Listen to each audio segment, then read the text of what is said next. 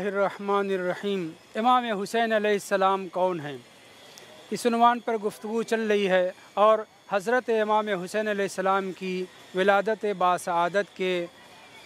अहवाल को बयान किया जा रहा है। जिस वक्त खुदावंद मुताल ने ये चाहा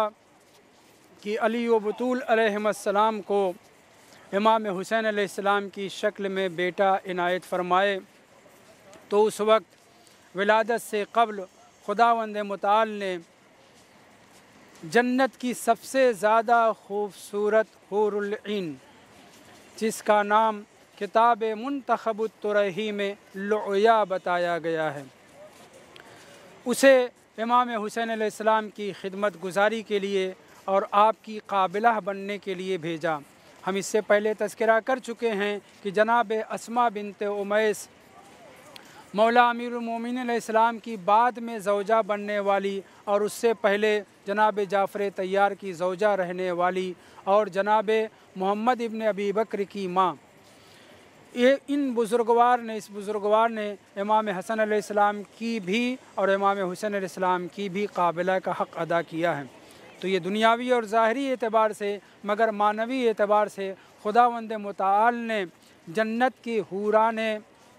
इन में जो सबसे ज़्यादा ख़ूबसूरत थी, जिसका नाम लुया हमने ज़िक्र किया, उसको ख़िताब करके खुदावंद मुताल ने ये ज़िम्मेदारी दी कि ऐ लुया, जाओ जनाब सैयदा सलवातुल्लाह अलैहा के यहाँ एक बेटा पैदा होने वाला है, उसकी खिदमत करो, उसकी काबिला बन जाओ। लुया कौन है, मैं आपके सामने ज़िक्र कर चुका कि सबसे ज़्यादा ख़ूबसूरत यहाँ तक कि मुंतखब तुरही में है कि जन्नत के लोग हुर गिलमान हों या वो लोग जो जन्नत में पहुँच चुके हैं, अलबत्ता इस फ़र्क के साथ कि इसका ताल्लुक़ आइंदा से है, मगर इस रवायत में जो ज़िक्र किया जा रहा है वो साबिक़ से है, इसका हल करना आसान नहीं है। बहरहाल ज़ाहिरन हुर व गिलमान मुराद हैं, क्योंकि अभी जन्नत में दाखिले के हवाले से इख्तलाफ पाया जाता है। जनाब फ़खरुद्दीन तुरही अपनी इस किताब मुंतखब में बयान फरमाते हैं कि हत्ता हूर व गिलमान को जब जन्नत की नफ़ाइस और ख़ूबसूरत चीज़ों के अलावा शय हसन देखने की ख्वाहिश होती है, बेहतरीन चीज़ देखने की तमन्ना होती है, नज़रू इला खद्दहा व जबीनहा, बाज़ रवायत में नज़रू इलैहा, तो वो लुया नाम की हुरुल ऐन की तरफ वो लोग नज़र उठा करके देखते हैं और उसकी खूबसूरती की वजह से जन्नत में नफ़ीस चीज़ें और ज़्यादा नफ़ीस हो जाया करती हैं। अब ऐसी ख़ातून को, ऐसी हुरुल ऐन को दुनिया में भेजना है और जन्नत में जो चीज़ें हैं नफ़ीस चीज़ें, उनको दुनिया के लोग बर्दाश्त नहीं कर सकते, फिर ये कैसे लुया खिदमत जनाब सैयदा में पहुँच रही हैं। इसका बेहतरीन और सादा जवाब ये है कि जिस तरीक़े से वन्नज्म इज़ा हवा की तफसीर में ये बयान किया गया है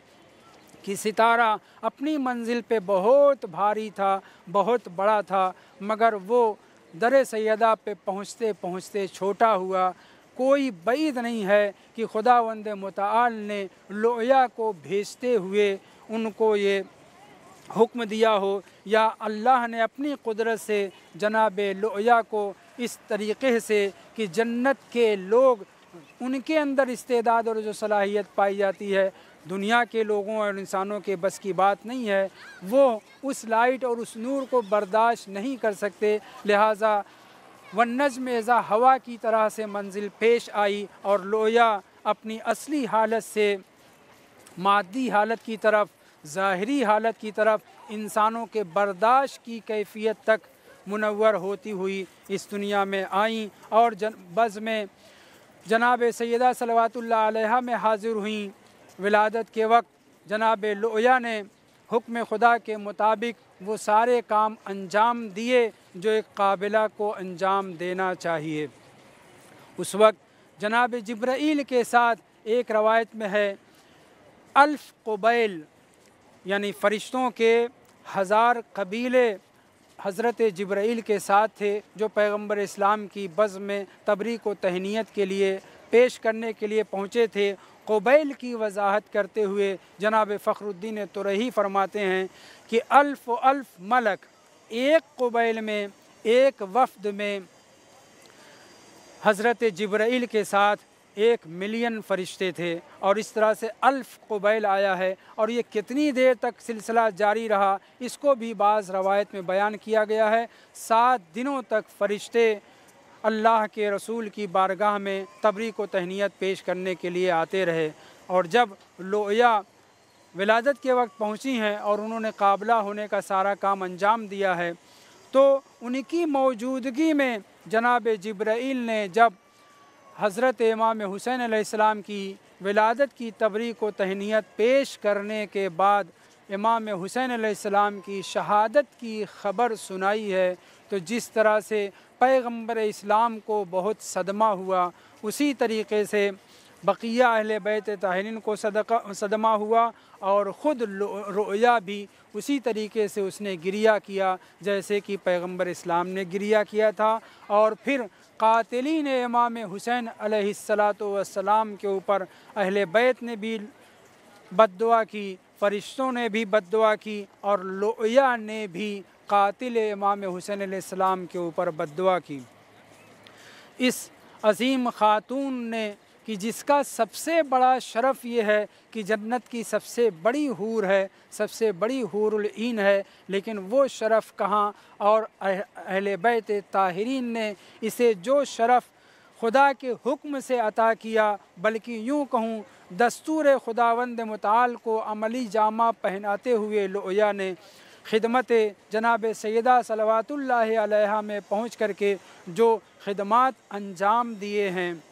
اور امام حسین علیہ السلام کی قابلہ ہونے کا حق ادا کیا ہے، اس کے سلسلے میں توجہ فرمائیں۔ جناب لؤیا بارگاہ حضرت سیدہ صلوات اللہ علیہا سے جب رخصت ہوتی ہیں اور جنت میں دوبارہ پہنچتی ہیں، تو وہاں کے لیے اسی کتاب میں ذکر ہوا ہے، تفتخر